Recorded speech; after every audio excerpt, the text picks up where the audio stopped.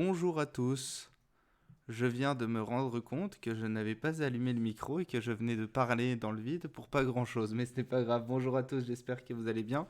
Alors ça y est, je me mets en mode, voilà, je vais mettre la scène de début. Voilà, bonjour à tous, j'espère que ça va, que vous m'entendez bien, qu'il n'y a pas de problème particulier de son, etc.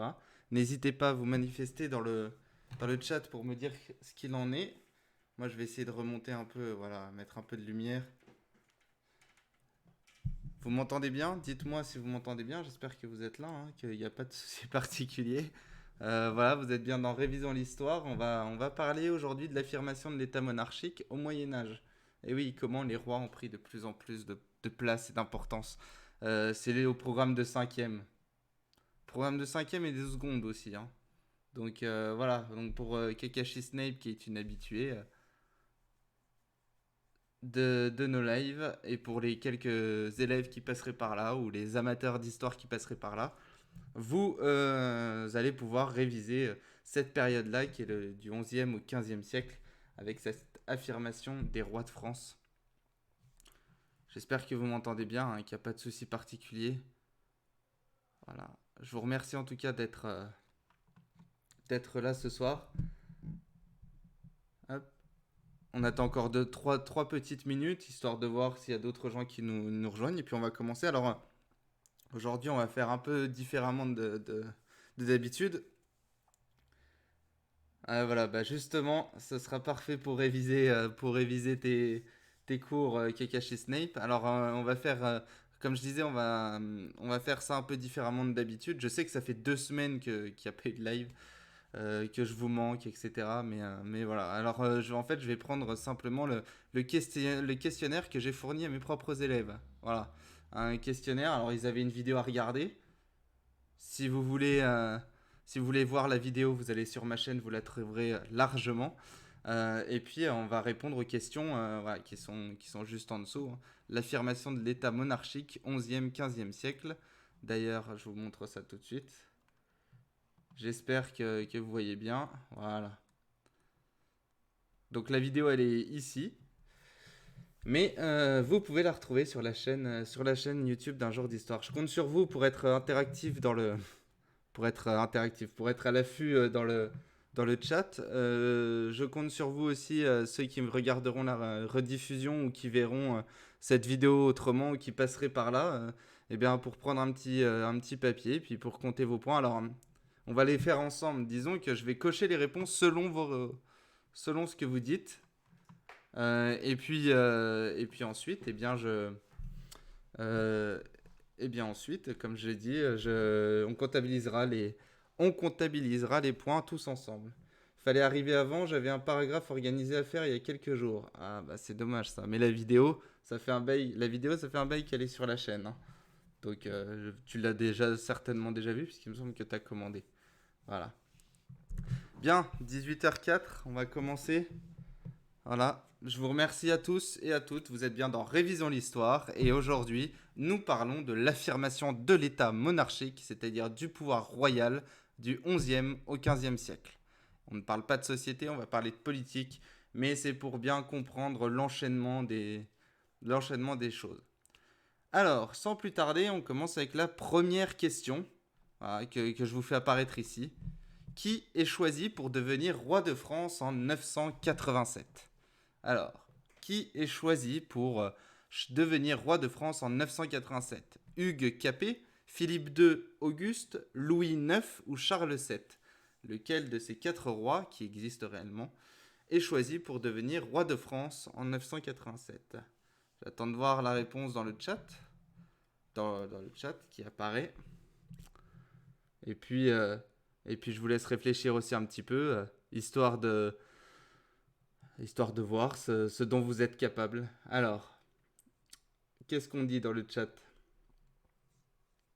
Alors, vous pouvez mettre, pour aller plus vite, hein, tous les, euh, au lieu d'écrire tous les noms des rois, vous pouvez écrire directement A, B, C ou D, hein, en fonction. Capé avec les Capétiens, nous dit Kakashi Snape. Ouais, eh bien, on va cocher ça et puis on verra bien, effectivement. Ah, petite erreur de ma part. je m'en excuse, je vais corriger ça tout de suite. Hop, ah oui, forcément. Si je suis pas sur la bonne page. Voilà, ce sera mieux comme ça. Voilà, on est bon. Donc, UKP. Ah merde, j'ai dit la réponse de la 2. Oh, à peu près. Alors, du coup, quel est le nom de la nouvelle dynastie qui arrive au pouvoir? C'est la question suivante. Mérovingienne, carolingienne, robertienne ou capétienne? Ah, donc, si on suit ce qu'on dit dans le chat, on voit certaines disent voilà, capétienne, ce qui serait logique vu le nom du roi. Alors, on valide ça? Allez, on valide capétienne. Voilà, on met le petit point, on verra bien après si c'est juste ou pas. Mais vous devez en savoir. Alors d'ailleurs, pour rappel, une dynastie, hein, c'est une grande famille de rois qui a régné sur le pays, hein. Voilà. Les premiers rois de cette dynastie sont forts, vrai ou faux? Telle est la question. Les premiers rois de cette dynastie sont forts, vrai ou faux? N'hésitez pas à participer, vous aussi, derrière votre écran, qui allez regarder la rediffusion, à prendre des notes. Voilà, ça pourra toujours vous aider. Ah bah oui, les Capétiens, ça c'est sûr, Kakashi Snape. Du coup, alors, les premiers rois de cette dynastie sont forts, vrai ou faux? Carolingien, c'est Charlemagne et Marovingien. Alors, c'est Mérovingien. C'est Clovis. Non, c'est Mérové. Bon, je connais très très très mal cette période-là. Donc, je vais pas rentrer dans des détails étymologiques. Mais oui, c'est bien de Mérové pour les Mérovingiens. Carolingienne, c'est bien Charlemagne, en tout cas. Ou même un peu avant. Enfin voilà, je suis très en difficulté quand on parle de la politique du haut Moyen Âge, hein, c'est-à-dire avant le Xe siècle, parce que c'était un peu le bazar. Donc voilà. Alors, les premiers rois de cette dynastie sont forts, vrai ou faux? On va tenter une réponse. Est-ce que Hugues Capet était un roi fort? Faux? Eh bien, on va cocher faux. Hop là. Question numéro suivante. Comment appelle-t-on le territoire sur lequel le roi a le pouvoir d'ordonner et de commander? Le royaume, le domaine royal, la seigneurie ou l'empire? Comment appelle-t-on le territoire sur lequel le roi a le pouvoir d'ordonner et de commander? Le royaume, le domaine royal, la seigneurie ou l'empire? Telle est la question. Une nouvelle fois. Voilà, je vous laisse un petit peu réfléchir. J'attends de voir ce qu'on dit dans le chat pour voir ce qu'il en est. Alors, comment appelle-t-on le territoire sur lequel le roi a le pouvoir d'ordonner et de commander? Le royaume, le domaine royal, la seigneurie ou l'empire?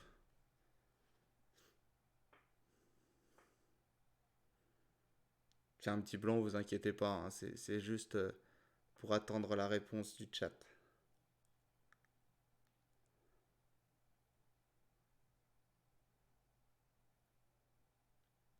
Alors, pour tous ceux qui nous rejoindraient en cours de route, hein, merci. Je vous remercie d'être de passage. Dans Révisons l'histoire, on est en train de voir l'affirmation du pouvoir royal, de l'état monarchique. Monarchie, hein, ça rappelle, c'est un régime politique dans lequel c'est un roi qui gouverne, pour faire simple. Voilà, donc merci d'être là. Nous révisons ça du 11e au 15e siècle. Donc voilà, Moyen Âge. Seigneurie, c'est seigneur. Empire, c'est empereur. Donc on dirait, Kakashi Snape dirait la 2, bah on va cocher la 2, hein, le domaine royal. Bah partant, le royaume c'est un roi, la seigneurie c'est un seigneur, l'empire c'est un empereur, le domaine royal. Le royaume c'est tout et domaine royal où il peut commander. Alors, je ne réponds pas, je coche seulement aujourd'hui, et puis on verra ensuite la correction à la fin pour apporter des précisions si jamais il y a des fausses réponses. Voilà. Question numéro suivante. Quelle cérémonie confère au roi le statut d'élu de Dieu? L'adoubement, l'hommage, le sacre ou le mariage? L'adoubement, l'hommage, le sacre ou le mariage? Quelle cérémonie confère au roi le statut d'élu de Dieu?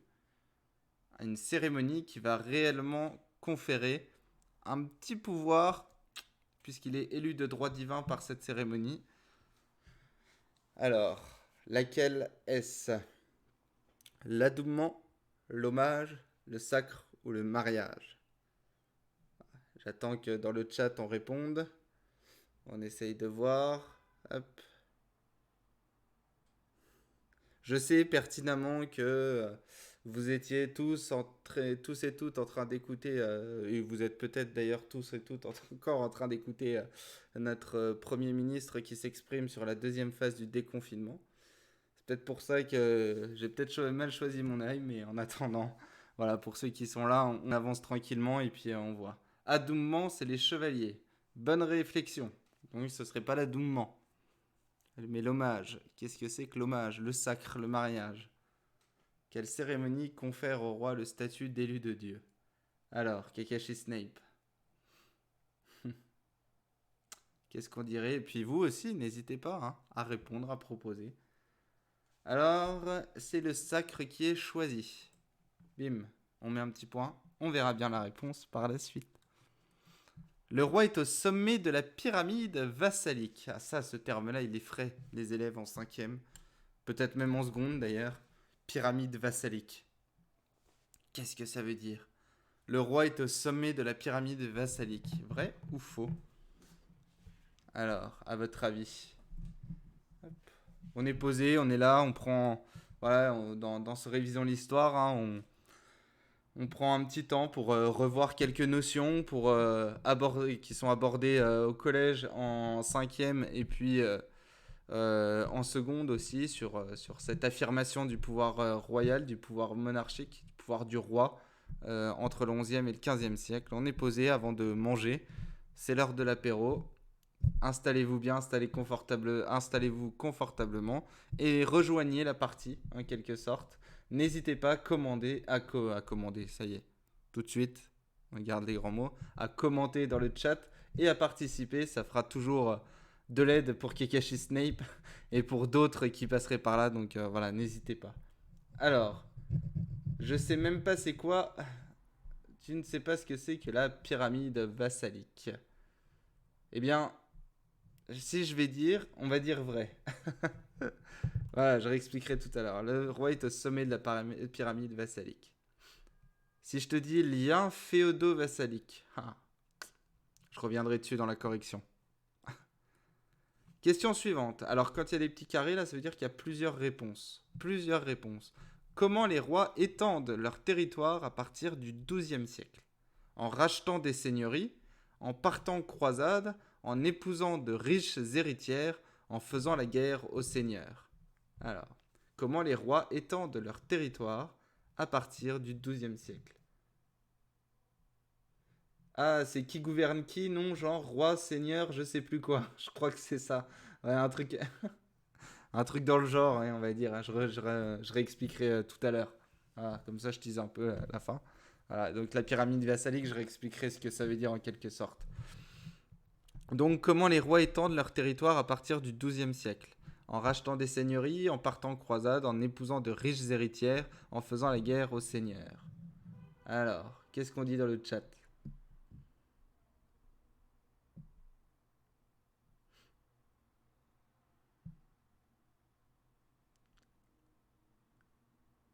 Alors.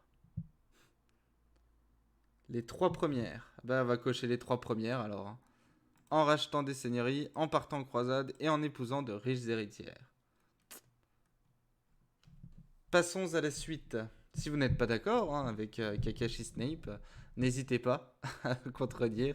Voilà. Et puis je suis certain que certains sont déjà en train de fulminer derrière leur écran parce que ils ont l'impression qu'elle a faux, tout simplement.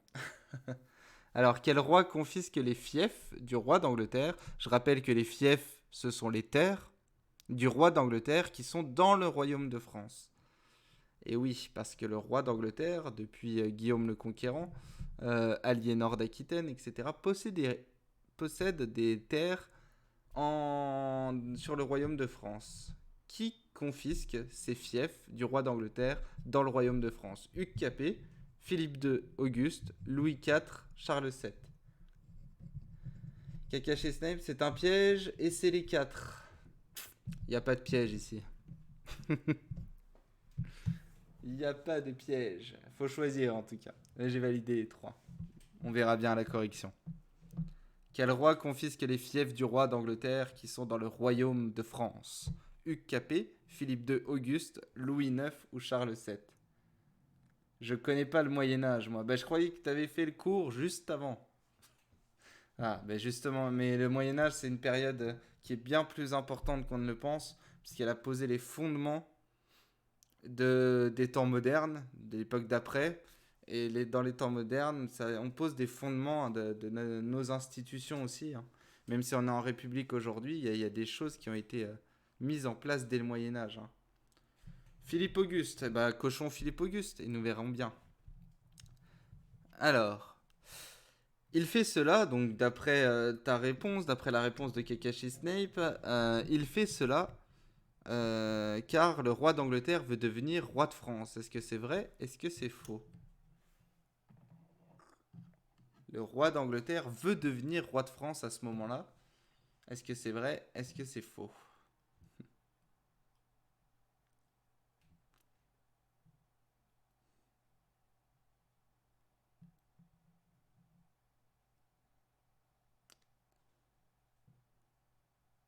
Alors, que dit-on dans le chat?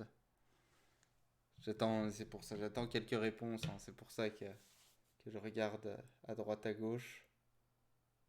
N'hésitez pas, hein, à participer, à écrire si vous êtes là, si vous êtes présent. N'hésitez pas à participer. En tout cas, sachez que vous êtes les bienvenus dans ce live de Révisons l'Histoire. Alors, Kakashi Snape nous dit faux. Eh bien, cochon faux.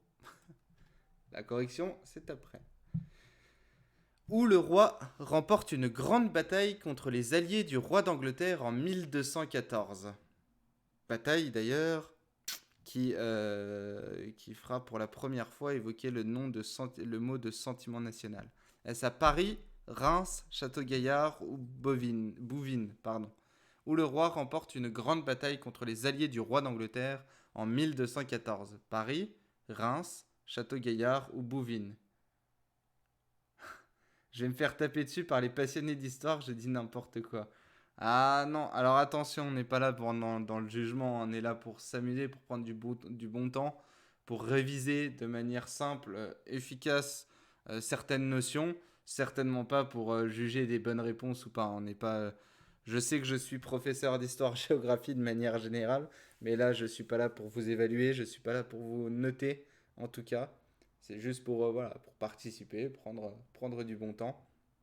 Et puis, pour toutes les personnes qui passeraient sur la rediffusion de ce live, ça peut vous aider. Voilà, vous qui êtes certainement seconde, en cinquième, qui aimez l'histoire tout simplement, bah, revoir quelques notions, ça peut toujours aider. Bouvine, juste parce que c'est drôle comme nom. On verra bien si c'est Bouvine. Quelle ville devient la véritable capitale du royaume sous le règne du roi dont on parle depuis un bout de temps? Lyon, Paris, Marseille ou Reims? Cette question-là, elle n'est pas très très difficile, hein. Quelle ville devient la véritable capitale du royaume sous son règne? Lyon, Paris, Marseille ou Reims? Je vous laisse m'annoncer ce dont vous parlez. La réponse que vous choisissez, en fait. Alors, quelle ville devient la véritable capitale du royaume sous son règne? Lyon, Paris, Marseille ou Reims? Attendons la réponse s'afficher. Kakashi Snape qui a... Alors, voilà, on va la prendre comme référence. Si vous n'êtes pas d'accord, vous venez aussi, vous venez aussi dans le chat et vous essayez de la corriger. Mais en tout cas, là pour l'instant, elle participe bien, donc on va prendre ses réponses. Et puis, on verra bien ensuite ce qu'il en est.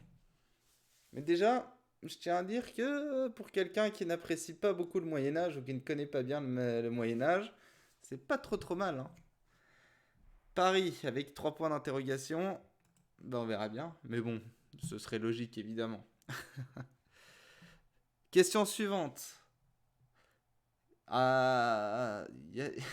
bah, Kakashi Snape me connaît très bien, cher viewer, en quelque sorte, puisque j'aime glisser des pièges. Mais là, comme on est sur un Google Form que j'ai fait pour mes élèves, j'ai réduit les pièges.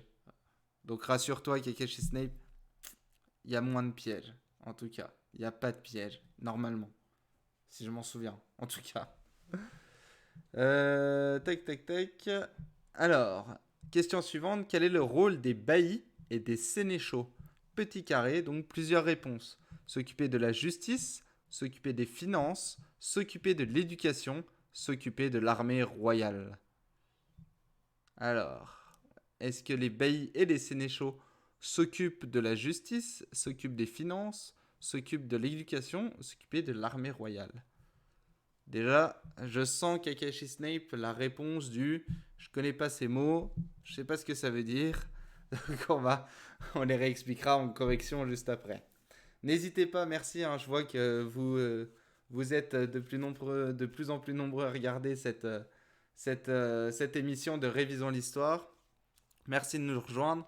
On est en train on est en train de revoir ensemble l'affirmation du pouvoir royal du 11e au 15e siècle. Donc un peu d'histoire politique, ça fait pas de mal de temps en temps, du Moyen Âge, en quelque sorte. Voilà. Alors, quel est le rôle des baillis et des sénéchaux? S'occuper de la justice, s'occuper des finances, s'occuper de l'éducation, s'occuper de l'armée royale. Tout sauf éducation, je dirais, c'est sûrement faux. Eh bien, cochons ça. Et voyons bien. Hop. Non, je connais pas, je dis au pif, c'est pas grave.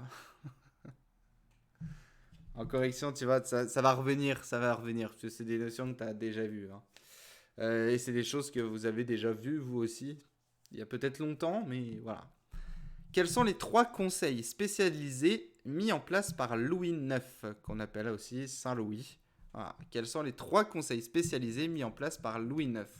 Le tribunal de France, le conseil du roi, le parlement, la chambre des comptes. Alors, quels sont les 3 conseils spécialisés mis en place par Louis IX? Le tribunal de France, le conseil du roi, le parlement, la chambre des comptes. Vous voyez là déjà, avec Saint-Louis, alors on a déjà parlé du Capet, qui était un roi, on va redire, voilà. Et puis petit à petit, on renforce l'autorité royale en institutionnalisant le pouvoir, en mettant en place des conseillers, voilà, en mettant des conseils qui apporteront plus de poids à la politique royale. Alors, Kakashi Snape, qu'est-ce que tu nous dis sur cette question? Quels sont les 3 conseils spécialisés mis en place par Louis IX? Évidemment, là, il y en a 3, donc il y en a un qui est faux. Lequel? Conseil du roi, c'est sûr. Alors, on valide. Hop. Le tribunal de France, le parlement ou la chambre des comptes et la chambre des comptes.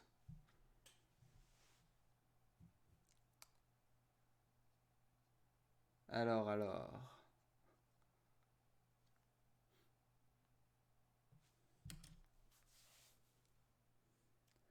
Quels sont les 3 conseils spécialisés mis en place par Louis IX? Le tribunal de France, le conseil du roi, le parlement, la chambre des comptes. Tout sauf le premier. Eh bien, allons-y. Le parlement, la chambre des comptes. C'est parti. Question suivante. Comment s'appelle la monnaie royale imposée dans tout le royaume par Louis IX? Le franc, l'euro, le denier ou l'écu? Il y en a une qu'on peut facilement éliminer, voire 2 même. Comment s'appelle la monnaie royale imposée dans tout le royaume par Louis IX? Car avant, il y avait ce qu'on appelait des monnaies seigneuriales, c'est-à-dire que chaque seigneur dans sa seigneurie avait sa propre monnaie. Et avec Louis IX, ça change. Le franc, l'euro, le denier ou l'écu. C'est des comptes genre comté ou compte. La chambre des comptes, donc c'est des comptes du genre comté. Genre, il gère les sous. Oui, c'est ça. Potentiellement. Mais t'es sur la bonne piste.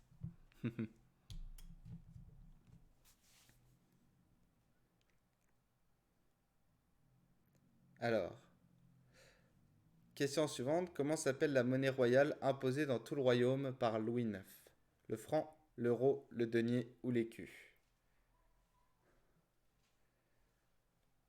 On répète encore une fois la question parce que voilà, il faut toujours bien de la répétition. C'est l'écu, j'en suis sûr. En majuscule en plus dans le chat, et ben alors cliquons sur l'écu. C'est parti. Question suivante. Les états généraux sont une assemblée de grands seigneurs, de représentants des paysans et de représentants des villes du royaume. Les États généraux sont une assemblée de grands seigneurs, de représentants des paysans et de représentants des villes du royaume. Vrai ou faux? Telle est la question. Ah. Merci à tous ceux qui passent sur le chat, qui voient, qui observent, qui regardent et qui participent. Et tous ceux qui seront sur YouTube et qui regarderont la rediffusion. Merci à vous, hein. Vous êtes de plus en plus nombreux. Euro, c'est 2002 MDR, rappel de programme de 3ème, effectivement. Alors, on vient de passer la barre des 600 abonnés sur YouTube, donc merci à vous. Merci à vous, ça fait extrêmement plaisir. Et puis, on va continuer. Je vais continuer à faire ce qui me plaît, à partager l'histoire, hein, c'est le principal. Pour les élèves, pour les passionnés de Moyen-Âge, voilà, pour partager notre histoire, l'histoire de France, l'histoire du monde, l'histoire de l'Europe. C'est important d'avoir un peu de culture là-dessus, ça fait toujours du bien. Donc, revenons à nos moutons. Les États généraux sont une assemblée de grands seigneurs, de représentants des paysans et de représentants des villes du royaume. Vrai? Vrai, nous dit Kakashi Snape, et bien on clique sur vrai. Il y a toujours le petit point d'interrogation qui dit je suis pas certaine, je suis pas certaine, hein. Et ben on verra bien ça. Quel roi s'oppose à l'Église au XIIIe et XIVe siècle? Philippe II Auguste, Philippe IV le Bel, Charles VII ou Louis IX? Quel roi s'oppose à l'Église au XIIIe et XIVe siècle? Philippe II Auguste, Philippe IV le Bel, Charles VII ou Louis XI? Et j'ai dit Louis IX, non, c'est Louis XI. Là, on avance encore dans le temps. Donc, quel roi s'oppose à l'Église au XIIIe et XIVe siècle? Philippe Auguste, Philippe IV le Bel, Philippe VII ou Louis XI?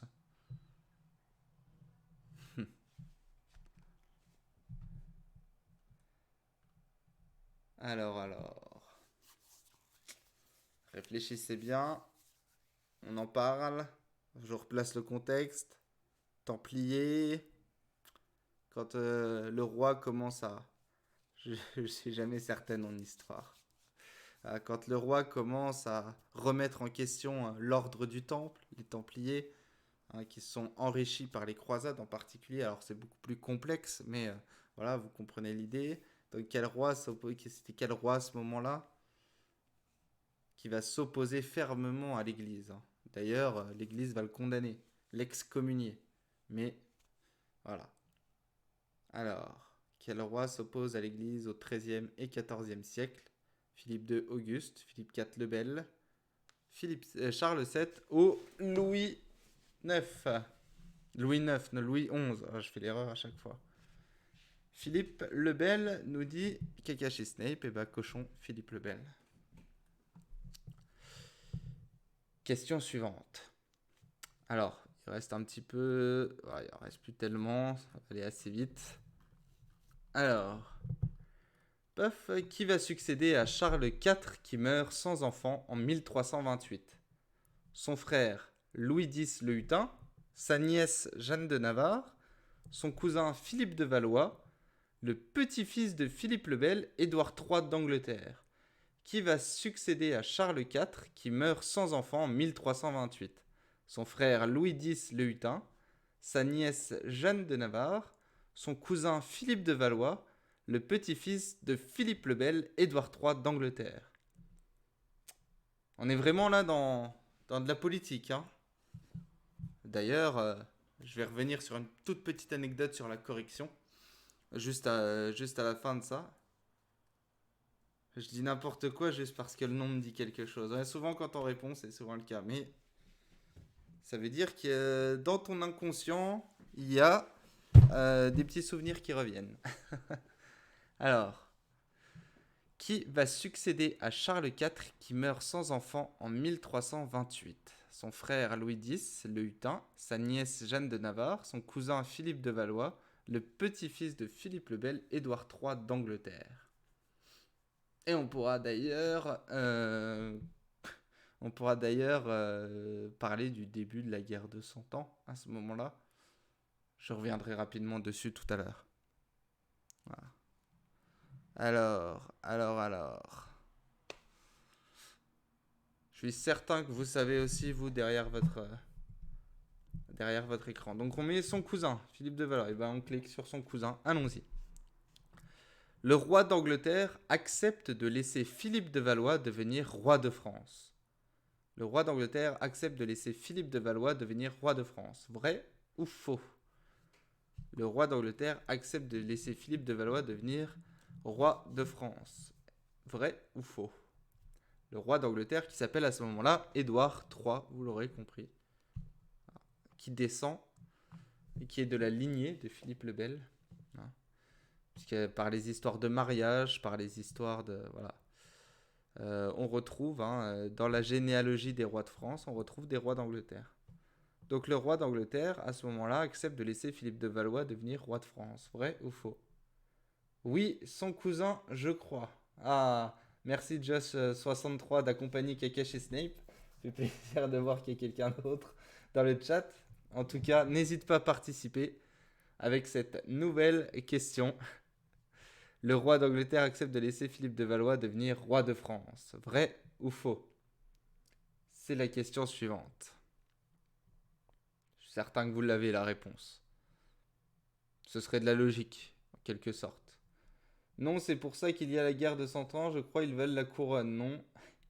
Avec encore trois points d'interrogation. L'incertitude est là. Donc, du coup, ce serait faux. Voilà, si je suis bien ta logique. Kakashi Snape. Le roi d'Angleterre accepte de laisser Philippe de Valois devenir roi de France. Faux. En majuscule, parce que là, tu sens, voilà, tu sens qu'il y a quelque chose qui grimpe là dans la volonté de croire. D'ailleurs, justement, la guerre de 100 ans, est-ce qu'elle dure exactement 116 ans? La guerre de 100 ans dure exactement 116 ans. Est-ce que c'est vrai ou est-ce que c'est faux? Alors ça, c'est grand mystère. Dans les chroniques, on parle de la guerre de 100 ans. Est-ce qu'elle dure réellement 100 ans ou est-ce qu'elle dure 116 ans? C'est la question suivante. Ça, on vous rabâche les oreilles avec ça. M'écoutez pas, je dis n'importe quoi, j'ai aucune connaissance. Pas forcément. Je ne serai pas aussi négatif que toi sur ce que tu dis. Tu vas voir que ton résultat risque de t'étonner dans ce cas-là. Alors, la guerre de 100 ans dure exactement 116 ans, vrai ou faux?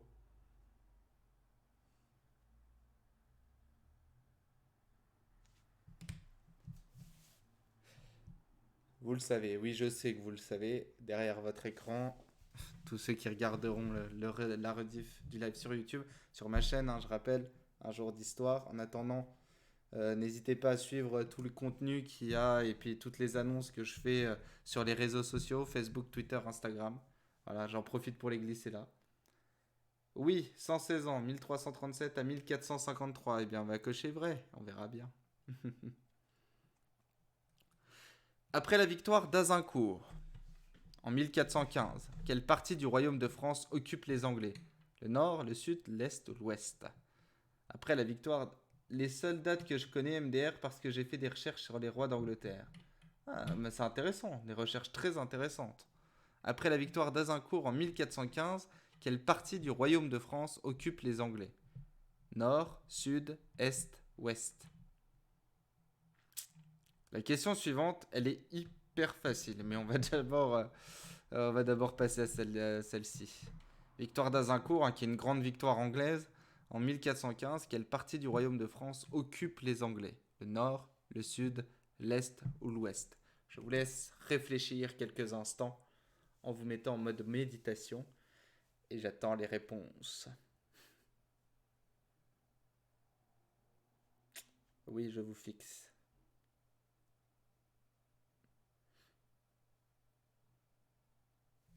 Allez-y, n'hésitez pas. N'hésitez pas à rejoindre, n'hésitez pas à participer dans le chat du live, n'hésitez pas à participer en commentaire. À la fin, vous me direz, d'ailleurs, dans les commentaires de cette vidéo, si vous avez le résultat que vous avez eu, ou alors vous pourrez le partager sur les réseaux sociaux. Comme ça, vous pourrez comparer et voir ce qui a été bon ou ce qui a été faux. D'ailleurs, en attendant, Nord, c'est un point d'interrogation, je vais mettre le Nord. Je vais lire la prochaine réponse et en attendant qu'avec que la synchronisation se fasse bien avec la connexion, etc., je vais lire la réponse et je vais mettre, parce que j'ai oublié d'écrire un nom de test, voilà.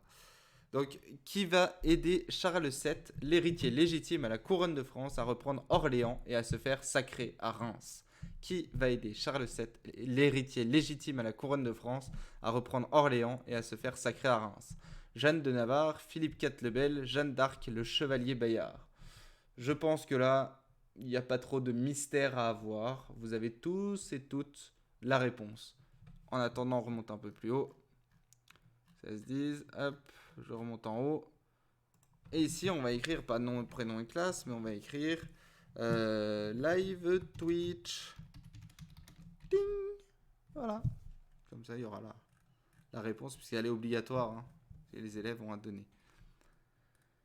Normandie. Normandie. Pourquoi Normandie? Azincourt, c'est dans le nord, normalement non. Oui, effectivement, c'est dans le nord. Normandie, mais pourquoi Normandie? Josh63, explique-nous pourquoi nous sort cette Normandie. Voilà. On revient à la question. Qui va aider Charles VII, l'héritier légitime à la couronne de France, à reprendre Orléans? Ouais, bah alors là, un Jeanne d'Arc qui est sorti du fond du cœur. Bah, on va sélectionner. Hein. Mais bon, je pense que là-dessus, vous n'avez pas tellement de doutes. Hein. Sans doute la personnalité historique féminine la plus connue en France. donc voilà. Question suivante. Où a lieu la bataille décisive contre les Anglais remportée par les Français en 1453? Où a lieu la bataille décisive contre les Anglais remportée par les Français en 1453? Bouvines, Orléans, Paris ou Castillon? Charles VII qui va chasser définitivement, alors pas tout à fait définitivement, puisqu'ils resteront, les Anglais, ils resteront après ça, ils resteront à Calais, ils auront plus que voilà, la ville de Calais. Mais en attendant, Charles VII va remporter une bataille décisive à Bouvines, Orléans, Paris, Castillon. Chanson sur Jeanne d'Arc par Julie D, on fait de la pub. Oui, tout à fait, effectivement. Ben oui, c'est très bien de le dire, Kakashi Snape. Et puis je vous le dis à tous et à toutes, hein, mais voilà, Julie D, c'est une compositrice hors pair et une chanteuse formidable. Et elle a fait une très belle composition sur Jeanne d'Arc. Voilà, c'est retrouvez-la sur la chaîne aussi, Un jour d'histoire. Il y a une playlist Un jour une chanson, que des compositions réalisées par Julie D. Et elle fait voilà, elle fait vivre l'histoire par la chanson et c'est magnifique à entendre et à écouter. Je suis pas très objectif parce que vous, voilà. Mais même si je suis pas très objectif, allez vous faire votre propre avis et vous verrez. Donc, question, ça me dit un truc, donc je vais dire ça. Eh ben, on va mettre question. Là, il y a l'inconscient moyenâgeux qui revient. qui revient dans la tête de Kakashi Snape. Alors, quelles sont les trois questions suivantes? Quels sont les trois impôts créés pendant la guerre de 100 ans? La taille royale, la gabelle, les aides ou le sens? La taille royale, la gabelle, les aides ou le sens? Quels sont les trois impôts créés pendant la guerre de 100 ans? La taille royale, la gabelle, les aides ou le sens? C'est la question. Voilà. Quels sont les trois impôts créés pendant la guerre de 100 ans? La taille royale, la gabelle, les aides, le sens. Et oui, parce qu'il fallait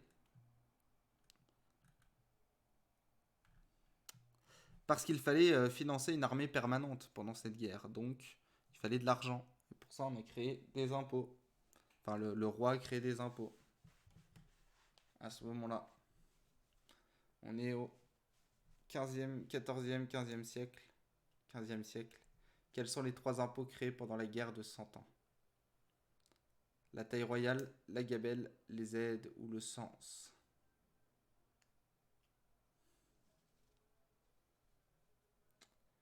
Alors, quelle est la réponse? Quelles sont les réponses? Puisque là, il y en a plusieurs ici.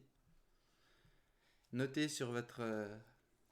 ceux qui regarderont la rediffusion, vous pouvez noter largement sur, sur votre petit papier. Voilà.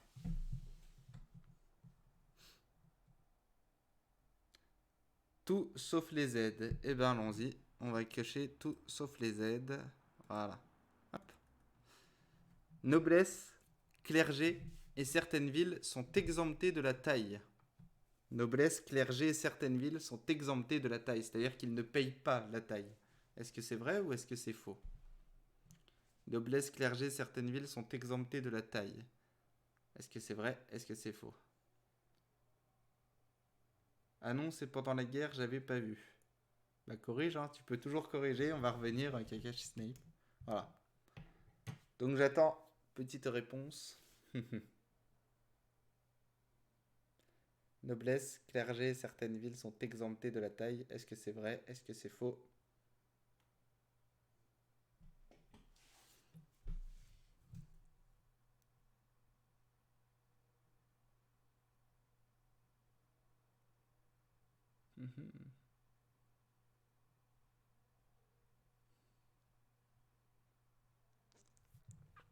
On se dit parfois que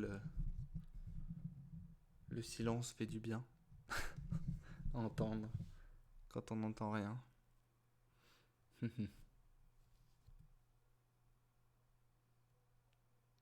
Alors, Kakashi Snape. Noblesse, clergé, certaines villes sont exemptées de la taille. Vrai ou faux? La noblesse ne paye pas d'impôts. Non. Ben, j'en sais rien. Je pose la question. Je dirais vrai. Alors, vrai. Hop. Charles VII fonde une armée permanente, professionnelle et salariée. Comment l'appelle-t-on, cette armée qui est fondée, qui est permanente, professionnelle et salariée? Les grandes compagnies, les compagnies d'ordonnance, les compagnons du devoir, les compagnies de France. Les grandes compagnies, les compagnies d'ordonnance, les compagnons du devoir, les compagnies de France. Et encore 2 questions par la suite et on aura terminé. On passera à la correction, on verra si Kakashi Snape a encore une bonne mémoire ou pas. C'est un truc de prof de dire j'en sais rien alors que vous savez très bien. Bah écoute, hein. Bah écoute. Quand on fait un jeu comme ça, voilà, on essaye, on tente. Hein. Alors, la 2. Les compagnies d'ordonnance. On verra bien. Qui fait encore de l'ombre aux Capétiens à la fin du XVe siècle? Le duc de Lorraine René II, l'empereur du Saint-Empire romain germanique Frédéric III, le duc de Bourgogne Charles le Téméraire, le roi d'Angleterre Henri VI. Qui fait encore de l'ombre aux Capétiens à la fin du XVe siècle?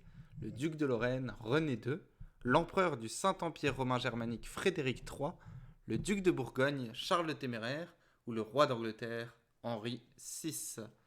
Voilà. À ce moment-là, le roi de France, hein, au XVe siècle, il est déjà plus puissant. Il a installé son pouvoir, du moins. Il y a encore peu de grands seigneurs qui lui font le nom, mais à la fin du XVe siècle, il y en a encore un. Voilà. J'aurais dit le roi d'Angleterre, mais vu que j'en sais rien et que j'ai une grande fierté de Lorrain, je dis René II. Et ben on va mettre René II. Hop. Voilà. Dernière question.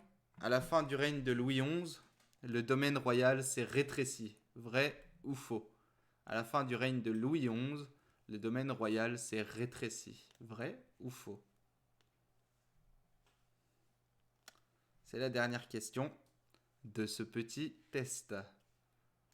De ce petit test et de ces petites questions qui permettent de revoir quelques notions sur la monarchie, sur l'affirmation de l'état monarchique, c'est-à-dire du pouvoir royal du XIe au XVe siècle.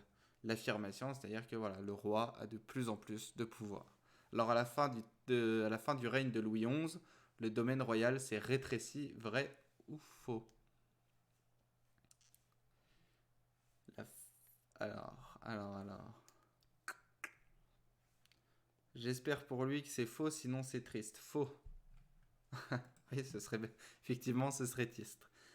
Ce serait triste, effectivement. Voilà, donc on s'arrête au 15e siècle, hein, mais sachez tous et toutes qu'il y a encore dans le programme d'histoire de 5e et de seconde, qu'il y a voilà, la période d'après. On entre dans les temps modernes, fin du Moyen Âge, début des temps modernes, et on va passer du prince de la Renaissance au roi absolu avec Louis XIV. Mais ça fera peut-être l'objet d'un prochain révisant l'histoire. En tout cas, là, on parle du Moyen Âge, pas de la Renaissance, ni des temps modernes. C'est la période historique qui vient juste après, hein. Voilà, donc on voit le résultat de Kakashi Snape et vous pouvez voir aussi votre résultat. Et nous sommes sur une note de... on va afficher la note. Hop là. 23 sur 27, ce qui n'est pas mal du tout. Ce qui n'est pas mal du tout. Ça veut dire 4, seulement 4 sur 27 réponses, seulement 4 qui sont fausses. Alors on va revenir ça. Choqué, non, c'est parce que je suis certain que tu as, voilà, tu as des souvenirs qui sont là et puis voilà. Donc effectivement, qui est le premier des rois, le premier des Capétiens, hein, qui arrive au pouvoir, c'est Hugues Capet qui arrive au pouvoir en 987. Facile à retenir, date un moyen mnémotechnique 987. Voilà. Donc Hugues Capet qui va donner naissance à la dynastie des Capétiens et qui sera la dynastie régnante. Alors si on nommait les branches, hein, mais qui va régner jusqu'au dernier roi de, au dernier roi de France. Voilà. Après, il y aura les Valois, les Bourbons, les Orléans, voilà, de manière générale. Mais, euh, mais c'est bien les Capétiens qui arrivent. Les premiers rois de cette dynastie sont forts, bah non, ils sont effectivement faibles, hein, à ce moment-là. Capet, il a un tout petit domaine royal. Je vous laisse aller voir ma vidéo, hein, clairement, je la mettrai en fiche dans la rediffusion du live, mais je vous laisse voir cette vidéo qui explique de façon synthétique, hein. Nous, on va juste corriger, on va voir les petites erreurs là où elles étaient, mais tout est bien expliqué. Alors, comment les rois... j'ai donné les réponses que je trouvais drôles. Et comment les rois étendent leur territoire à partir du XIIe siècle?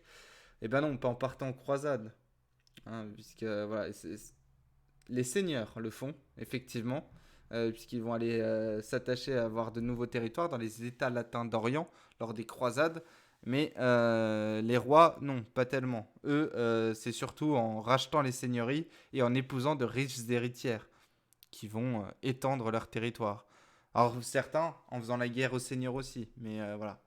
Au XIIe siècle, on est surtout sur des rachats, hein. On paye pour acheter des seigneuries et puis on épouse les riches héritières. Et on fait la guerre aussi aux seigneurs, hein, évidemment, pour récupérer leur territoire. On continue. Voilà, ici. Les États généraux sont une assemblée de grands seigneurs, de représentants des paysans et de représentants des villes du royaume. Eh bien, c'est faux. C'est faux parce qu'il n'y a pas de représentants des paysans. Il n'y a pas de représentants des paysans. Voilà.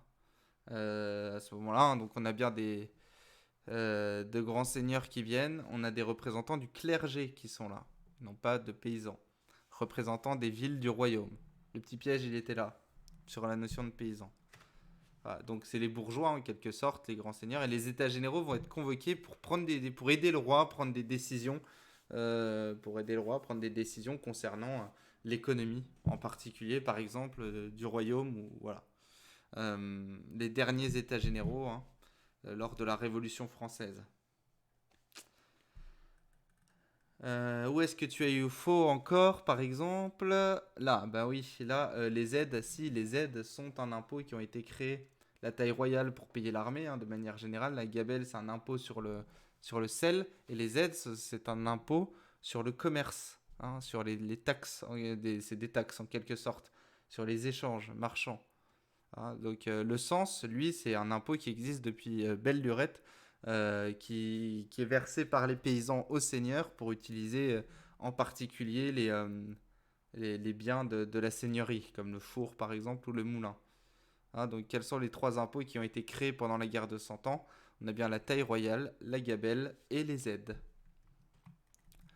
Là ici, qui fait encore de l'ombre aux Capétiens à la fin du XVe siècle? Ce n'est pas le duc de Lorraine René II, c'est bien le duc de Bourgogne Charles le Téméraire. D'ailleurs, Charles le Téméraire qui va mourir aux portes de Nancy J'ai fait, ouais, il y a fort longtemps, j'avais fait une série audio sur un jour d'histoire en Lorraine. J'ai fait un épisode sur Charles le Téméraire. Alors, voilà, si vous allez fouiller dans les tréfonds de ma chaîne YouTube, vous retomberez sur ces petites capsules audio qui sont particulières, vous le verrez. Mais voilà, je parle de Charles le Téméraire. J'ai fait un épisode sur Charles le Téméraire. Je vous le mettrai en fiche aussi, comme ça, voilà, vous pourrez entendre. Mais ce duc de Bourgogne qui meurt lors de la bataille de Nancy, justement contre René II, le duc de Lorraine, voilà, qui va le vaincre, associé, allié en quelque sorte à Louis XI à ce moment-là. Une fois que Charles le Téméraire est mort, eh bien, le roi de France récupère ses terres. Voilà, voilà sur ce qu'on pouvait dire, sur comment on pouvait réviser toute cette question sur l'affirmation de l'État monarchique, hein. Donc, pour faire très simplement, on part d'un royaume qui est d'un domaine royal d'un roi qui est très faible. Le seul lien qui le maintient en haute estime, c'est effectivement le fait d'être à la fois sacré, donc par la cérémonie du sacre, c'est-à-dire élu de Dieu en quelque sorte, mais aussi que je dise pas de bêtises, mais aussi d'être au sommet de la pyramide vassalique. Et ce terme qui fait un peu défaut, hein, c'est des liens entre petit seigneur, grand seigneur, puis le roi, hein, en quelque sorte. C'est-à-dire que les grands seigneurs doivent la protection à leur chevalier, etc. Il y a des vraies relations. C'est-à-dire que voilà, les grands seigneurs prêtent serment, rendent hommage à leur souverain, à leur suzerain, pour ensuite, voilà, donc ils prêtent allégeance, ils sont en quelque sorte obligés de répondre aux besoins du roi qui a besoin, qui aurait besoin d'une armée, par exemple, à ce moment-là. Hein, on n'a pas d'armée permanente, ce n'est que lors de la guerre de 100 ans qu'une armée permanente va être mise en place. Donc c'est bien les armées seigneuriales, c'est-à-dire que les seigneurs envoient leurs hommes au roi qui va se battre avec. Ce qu'on appelle l'appel au banc, hein, voilà, de manière générale. Et puis voilà, donc c'est bien le roi qui est au sommet de cette pyramide-là, qui lui permet d'être en haute estime. Il y a un roi au 12e, 13e siècle qui s'appelle Philippe Auguste, qui lui va renforcer véritablement l'état, euh, l'état monarchique, notamment par ses victoires contre le roi d'Angleterre, hein, que ce soit à Bouvines par exemple, hein, où il y a un vrai sentiment national qui semble apparaître, puisqu'on est tous derrière le roi à ce moment-là, et puis en faisant de Paris une capitale. Après, il y aura aussi les œuvres de Louis IX qui va créer des conseils spécialisés, comme on l'a vu. Voilà. Et puis aussi imposer une monnaie unique sur le royaume, qui sera l'écu, au détriment des monnaies seigneuriales. Voilà. Et puis ensuite, bah, il y a la guerre de 100 ans qui va réaffaiblir les rois de France, mais dans cette guerre de 100 ans, certains rois, notamment Charles VII, hein, vont réussir à remonter la dynastie capétienne et puis à imposer une armée permanente, à mettre en place des impôts qui vont permettre de financer cette armée. Voilà, donc ça va permettre d'asseoir véritablement le pouvoir royal, dont le domaine ne va cesser de s'agrandir au fil des siècles, en quelque sorte. Voilà sur ce qu'on pouvait dire ce soir dans ce Révisons l'Histoire. Je vous remercie tous et toutes d'avoir suivi ce live. J'espère que vous portez bien avec ce déconfinement. Surtout, continuez à respecter les gestes barrières, c'est important. Vous aurez la rediff sur YouTube. N'hésitez pas à me rejoindre aussi sur Twitter, Instagram, Facebook. Un jour d'histoire, voilà, il y a plein de choses qui se passent à chaque fois. Chaque semaine, j'essaye de vous tenir informé de mes contenus et puis de vous partager ce que j'aime, la passion de l'histoire. Voilà. Donc on va pas faire beaucoup plus, on va pas faire beaucoup plus loin. Merci en tout cas d'avoir suivi ce petit révision de l'histoire. Et puis, euh, et puis comme je l'ai toujours dit, et puis comme j'aime le dire aussi, et vous l'entendez à chaque fin de vidéo, mais vous commencez à le connaître, je vous dis à bientôt pour un nouveau jour d'histoire. Salut les amis.